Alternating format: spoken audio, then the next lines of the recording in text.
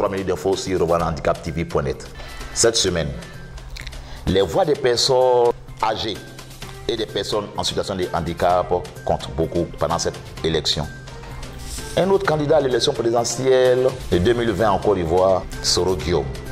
On continue avec cette affaire de la guêpe et Kyria Doucouré.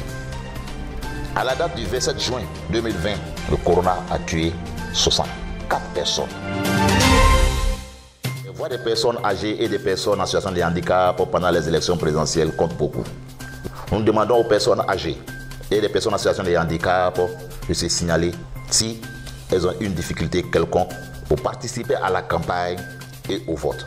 Car ce sera pour vous une manière de vous faire entendre, une manière aussi pour que votre voix puisse être prise en compte dans le débat de notre société. Les personnes âgées réclament, comme à Ouagadougou, un hôtel des retraités. Oui, les personnes âgées réclament aussi leur hôtel des retraités ici en Côte d'Ivoire. Les personnes handicapées vivent encore des discriminations à l'embauche.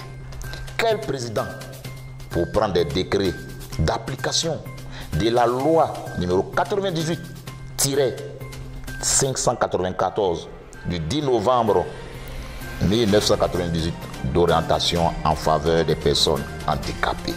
Alors nous demandons à la CEI de veiller à l'accessibilité des bureaux de vote. Oui, la CEI, pensez à l'accessibilité des bureaux de vote. Un autre candidat à l'élection présidentielle de 2020 en Côte d'Ivoire, Soro Guillaume. Nous espérons qu'il pourra rentrer en Côte d'Ivoire et participer à ce débat politique. On continue avec cette affaire de la guêpe et Kyria Doucouré. Les deux femmes qui font la pluie et la pluie sur les réseaux sociaux. Qui a fait ceci? C'est la guêpe. Qui a dit ça? Kyria Doucouré. Ah, les femmes, calmez-vous un peu. Calmez-vous un peu. Les frapponnages nous épuisent partout. Comment vous savez, le pays est dur. Le pays est dur. Et les gens suivent beaucoup les réseaux sociaux. Calmez-vous. Avec vos frapponnages. C'est des problèmes en Côte d'Ivoire.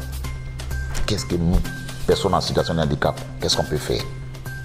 Au moment où je vous demande de vous calmer, sachez que le pays, la Côte d'Ivoire aussi, vit comme tout le monde cette affaire de coronavirus.